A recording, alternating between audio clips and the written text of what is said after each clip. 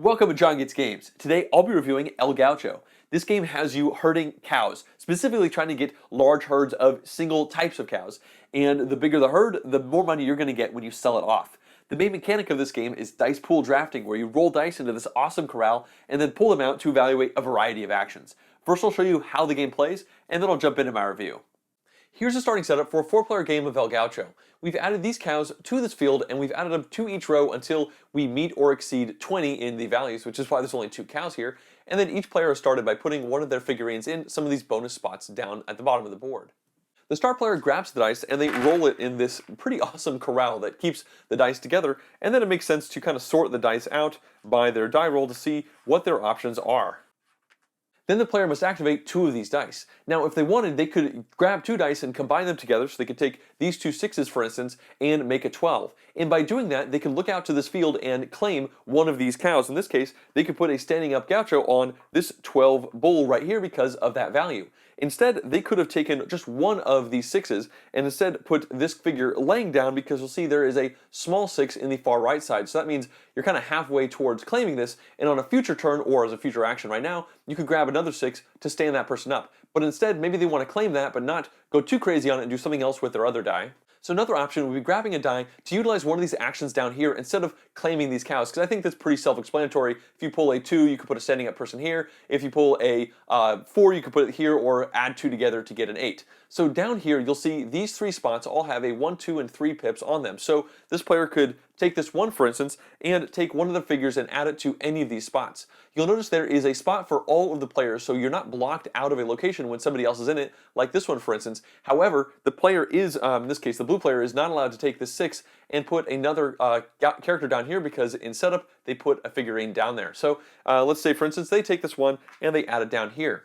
So as you can see, you're either going to take one big action by combining 2 dice, or 2 slightly smaller actions. Now there are these bonus actions down here which you can use as many as you want on a given turn. However, you're not allowed to utilize the action the turn you put the figurine down, so the blue player would not be able to use this. But they could use this down here, which is the hidden cow steps, something like that. It's not the official rule, but what happens when you pull this figurine back is that the player gets to look at these 4 hidden cows, and they get to pick up to 2 of these. You'll see down here that they can grab 2 if the value of both of them are less than 5. So in this case, they might want to take, well, this 3 and this 2 because they are the same color. That's pretty great. They'll put these 2 face down, and then these get added out onto the fields in an open spot. So they could go here, for instance.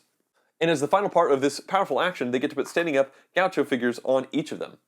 Once a player is done with their turn, you move to the next player, and they're going to pick 2 more dice from this corral, but obviously there are less to choose from. So they could, for instance, take this one and this one right here, and this is the green player, so they might want to put the 5 down there and the 6 down there, and that could just end their turn. Or they could use this action, which I haven't talked about, which gives you a third die that you get to evaluate, and it can be any number that you want. So they could pull this person back. They could say it was value 5, and then put a laying down gaucho on this spot here because there's a 5 in that far right corner. Now that the green player is done, it moves to the red player, and they might want to take this 5 and this 4, for instance. In this case, they might put a laying down gaucho figure on that 4 and 1 on this 5, but now they're going to evaluate this figurine that's in this spot. Now this allows them to do one of 2 things. The first thing that they can do is they could stand up 2 of their laying down gauchos in the field. So they could just pull this guy off to stand both of these people up, and that's a very powerful action. However, the other thing that they could do is they could pull this person up to steal a gaucho from an opponent that has a laying down piece. So they could pull this up to kick this green piece out, and then they would put a standing up red figure on that spot. So a very powerful spot here. Now, fortunately for the green player, it's a bit unfortunate they lost claim on that cow. However, they get paid out money equal to the large value on that cow. So in this case, it's kind of insurance. The green player would get $10, and money is directly correlated to victory points. You don't actually spend the money in this game, so green gets a consolation prize there. And finally, we have the yellow player. Unfortunately, there are only 3 dice left, so they have pretty slim pickings. They might grab this 4 on the 2, and instead of doing anything with the cows out here, they might just go ahead and put this down here on the 4, and this over here using this 2. Now, this spot down here is the cattle thieves spot. Now, of course, they can't use it on this turn, but they could use this person on a future turn to steal a already grabbed cow from an opponent from their player area, but I'll show you that in a little bit. Once all players have taken a turn, there'll be one die left, and at this point, we are done with the round. We're going to pass the starting player marker to the next player, in this case it would be the green player, and then we are going to look to the field, and any row that has a figurine on every single cow in it is going to get activated. So if we look at this top row, we see there's only one, so we ignore it. But this second row here, even though one of them is laying down, that's still one figurine on every single cow, so every player who has a standing up Gaucho figure on a cow will immediately take those cows. So the red player is going to get this one, and the blue player will get both of these. This laying down figure stays here, and now we have to refill the row until we have 20 or more values. So we start taking cows randomly from the top of the stack. We have 12 plus 4, that gets us to 16, and then plus 2 more gets us to 18, and finally, oh, this blows us way over. So that round is officially over. The green player will grab all the dice, roll them, and we'll do the same thing going around the table just like before. When a player acquires new tiles, they have to add them into the cows that they may or may not already have in front of them. In this case, you must always add the tile to the right-hand side of a type of cow that you already have. In this case, it's the light brown. And once you add the second tile, you're actually going to be dictating the direction in which these are going to go. In this case, it's going to be ascending because we go 7 to 10. And what this now means is, in the future, if we ever put a cow here that does not match this direction of going up, then we're going to be forced to sell all the cows that are below it. So at this point, if we don't want to sell these cows, we need 11 and 12. So in a future round, if we grab this 11, we would be totally fine. However, if instead in a future round we take this 8 cow, then just like I said, we have to sell everything that does not match the direction. So this 8 cow is going to remain here, and we have to sell this herd. We now get money or victory points equal to the value of this herd, and the value is the number of cows times the highest value cow. So in this case, it's 2 cows times 10 or 20 points. It's also worth noting that cows grabbed at the end of the same round can be put into their area in any orientation they want. They probably wouldn't want to go 3-2, but they do have that choice if this blue player wanted to do that. Let's now cover the final 3 action spots that I haven't discussed just yet. This one right here is the sorting house, and when a player pulls a token off of this house, they actually do this when they're bringing the cows into their area after kind of purchasing them from the field, and this allows you to sort one cow into the correct spot, kind of putting it between a bunch of cows in a herd, so you don't have to break the ascending or descending, but when you pull that off, you only get one cow when you do that, so it can be pretty powerful. The next kind is the cattle thief right here. So let's say the yellow player pulled this off. Now what they can do is they can steal a single cow from an opponent's area where they've already grabbed the cow. So in this case, they could grab this cow right here and then put it into their area, which is pretty nice. They already had a 7, but as a consolation prize to the blue player, they're going to get money equal to the value of the cow just stolen. So the blue player in this case would get 9 money. The final action spot is this selling house. When you pull a figurine back from here, it lets you sell one of your herds of cows right now, and then you add 5 more points to the end of it. So normally you can only sell when you put a wrong cow on the end if it's ascending or descending, but this lets you do it when you want to. So in this case, the yellow player could sell these 2. It would be 2 times 9 or 18 points plus 5, and it'd be a 23-point herd because they pull it off from that spot. The game will keep going until all cows have been taken from the face-down stack.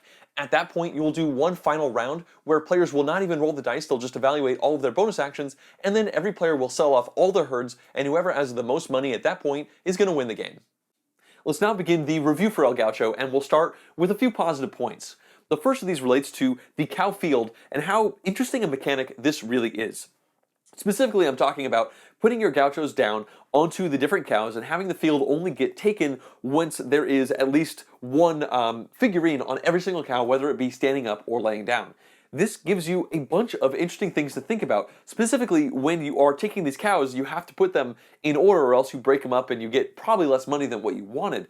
So you are sometimes putting one of your gaucho figurines out in a cow that you really want, but you don't want it yet. You want to do 1 or 2 other things first, so you might hope to, well, first of all, you could put your gaucho laying down so that you know you won't take it even if other people grab the cows on that row, or you could just figure that there's a lot of other stuff on that row, maybe it's a really big row, so you'll have a couple turns until that gets taken. The flip side is sometimes you really want a cow right now, and you might find yourself putting your figurines down on cows that you don't actually want just to make sure that that row scores. So it's a really great idea. Also, when you take into the account the idea that the laying down gauchos can be bumped out by a special action versus the standing up ones are secure, I like that you can spend a little more resources and be totally secure in where you're at, or maybe press your luck a little bit and have a tentative call on a cow and then maybe grab it later, or if you get bumped out, you do get some money. So Altogether, it's a really great mechanic, and it wraps the whole game together. The whole game is centered around pulling the cows out of the field at the right time and the right cows. Positive number 2 relates to the Gaucho special actions that you can take on the bottom of the board. I really like this addition to the dice pool drafting game. In particular, 3 of the locations can be activated with a 1, 2, or 3, and they are pretty strong locations, especially the one that gives you a wild die to use later. That essentially lets you cash in a die that you don't care for to be the exact die that you need at a later point in the game. And that's a great way to deal with maybe a poor roll, especially if you are late in the turn order and you have very few dice to choose from. Well, it's rare that you really have nothing to do in your turn. You can almost always evaluate, put some people down on those lower actions, especially those 3 that go to the 1, 2, and 3, and be pretty happy with your turn. But in addition to that, you have the cow thieves, which adds a little bit of pressure on other people to maybe sell their herd before they'd generally want to. But of course, you do get paid out insurance when you take that. It's almost like a Cold War effect. Like once somebody puts a person down on the cow thief spot, everybody's like a little more wary, but sometimes that person stays there the whole game. And then, of course, you have the secret cow spot, which is, I think, everybody's favorite spot. I mean, technically, I think it's not actually called secret cow spot, but we always call it secret cows. Oh, we're going to go get some secret cows. And it's just fun because you get to look at a variety of cows and then put it right on the board with a standing up gaucho. It's a very strong action, but as a 6, it's oftentimes going to get taken, so it's somewhat rare to get those, but you can make 6s happen with the hero of the rodeo being the wild die. So there's a variety of ways to evaluate all of these things. And honestly, I think my favorite action spot is the number 5 slot, which lets you stand 2 laying down people up on the field, or kick somebody else's lazy gaucho out and go in there with yourself. Because it could be really efficient by putting a couple laying down ones, then pop them both up for a single 5 action later on. There's just a lot of interesting decisions to be made with all those actions down at the bottom, and they're just a great addition to the game. Positive number 3 relates to the great table presence that this game has, specifically with the art and component quality of the game. Talking about the art, you have great cow illustrations where you have I guess the same style of cow for all the 2s and all the 3s and all the 4s. They all look the same, but they have different patterns on them. But it's great because you have a huge variety of different cows. Like some are really mad and some are really happy and some are confused, and they just look goofy, and I really enjoy them. When you look at the entire board in general, it just has a nice aesthetic appeal for the kind of ranching style game you're going for. And of course, I'm also talking about the dice corral, which is amazing. You put this thing together, put it on the board, it kind of sticks in, and then you roll your dice at it. They bonk around and they stay in there. It aesthetically is wonderful. Mechanically, it's great because it keeps the dice from splashing around everybody else's spot, and it just thematically makes a ton of sense, right? You are trying to herd cows. Well, here's a corral. I want to shoehorn a dice corral into pretty much every dice game at this point. It's such a neat mechanical addition into the game. It's just a good looking setup. Now let's discuss my one neutral for the game, and simply put, analysis paralysis can crop up in a pretty big way in this game at times. Now, when you roll these dice, they each are a possibility of several things that you could do. You could pull those dice out in order to put people out into the field to grab some cows, or stand some people up, or put people down into those special actions that are down at the bottom of the board. And of course, you probably already have people down there, so you want to think how you want to utilize those, pull those off in order to do some better things that you're trying to do on your turn. And especially if you are near the front of the turn order, if you're like the starting player, there are just so many possibilities for you to use, and it feels like many of them are good, and it sometimes feels like it's hard to figure out what the best thing to do is. And I've seen some people lock down pretty hard. It's hit me, it's hit several of my friends, where you just start to spiral and you just end up having to just back out and be like, I'm just going to do this. Just done my turn, that's okay, and just move on, because it sometimes feels like you could fall down a pit forever trying to figure out the exact perfect turn. And so as long as you're self-aware that analysis paralysis can happen within this game and within yourself if you're the player, it's okay. You can pull back and play the game well. Just try to not take too long in your turns, because you will definitely start to push the patience of your opponents around the table. Alright, now I want to discuss my one negative for the game, and it's a pretty big one. It relates to the overall swinginess of the herd scoring. Now, if you remember, you multiply the number of cows by the highest value cow that you have, and that's the points you get. And that means that a single cow can have a humongous impact on the overall score that you're going to get for a specific herd. If you've got like the 2, 4, 5, and 8, and then grab the 12, that's a humongous swing in points from the herd you had to the herd you now have with that one single tile. And of course, the flip side works too. If someone is able to steal that cow away from you, it's another massive swing back. Now, the second part I don't have a big problem with because there are ways you can get around that while you're playing the game. You can take the special action to sell off your herd early before somebody can steal that cow away from you. The bigger issue I have with this is that it feels like a very dominant strategy. If you want to win at El Gaucho, you've got to make the biggest herd you possibly can, maybe a second herd that's not quite as big, but you got to focus. You got to early in the game figure out what's going to be the herd you go big on and spend the entire game building this humongous herd and then selling it for tons of points versus trying to make lots of different herds. This is a game with a bunch of different types of cows in it. I want to be successful at the game by doing a different strategy. Like, okay, so one person's going big herd strategy. Well, I want to make like 5 different herds, and they're all only going to have like 3 or 4 cows in it, but I want that to be viable, and it is not at all from what I've been able to see. That person usually makes nowhere near the amount of points as someone who's able to pull off this astronomical, huge herd that they're usually building towards the whole game. Sometimes the person who wins is somebody who sells off nothing in the middle of the game because their herd is somewhat impervious to the thief, and man, that's just frustrating to be in the other person's position where like, I try to do something different and it's now obvious it's not going to work. Next time I play El Gaucho, I also have to go for big herd strategy. And that means if everybody knows that, then you're playing the game and everybody's doing kind of the exact same thing almost for different herds, and then you're not even really competing for them as much. I just feel like the game suffers because this feels dominant. I feel like this game really should have made another style of play, doing lots of different herds, viable, and it just is not. The replayability for El Gaucho, I feel, is a bit under average, and the reason for that is actually the negative point I just talked about, that there feels like there's a dominant strategy where every time you sit down to play El Gaucho, if you want to win, you have to pretty much do the same thing. Now, from a general Euro standpoint, it feels like it has a expected amount of replayability from a mechanical perspective, whereas you have these cows that come out kind of randomly, and so one game you might be going for this herd, another game you might be going for a different herd, and the way the dice are rolled is going to give you different options and might lead you in one direction or another as you're playing the specific game. But like I said, it all culminates back to putting all of your energy towards a single strategy of just making the biggest herd you possibly can, and because of that, it's definitely hurt the replayability of the game significantly because it feels like there's not a whole lot more to explore when I'm playing this game again. It's more just, can I do this one thing better than everybody else who is also trying to do that one thing? El Gaucho plays 2 to 4 players, and I've played the 3 or 4 player game several times, but never actually tried the 2 player game. All that being said, I feel like it's probably best with 3. The reason 2 is probably not quite as good is because, well, you roll more dice into that corral, so you have more options. I think 2 is probably fine, but it's going to be a little more tit for tat when it comes to grabbing the cows from the big field as well.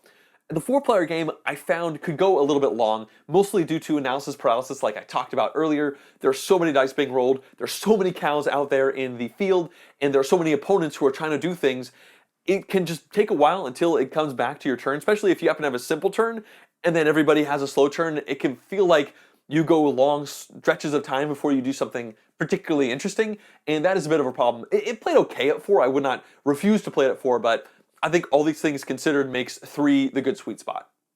In conclusion, El Gaucho is a fascinating and solid dice pool drafting Euro that is somewhat hobbled by the issue of having a dominant strategy and having the scoring be so incredibly swingy. All the other mechanics that are in this game feel great and seem like they mesh together really well with the dice pool drafting and the bonus actions that you're trying to do, as well as just trying to make those sets and putting your workers out in the field and trying to maximize getting all the people on a specific row and getting those cows back. There's a lot of great things here, but it's all dampened by this feeling of you've got to do one thing really well, and if you don't do it well, then you're probably going to lose, and that's just getting those really big herds.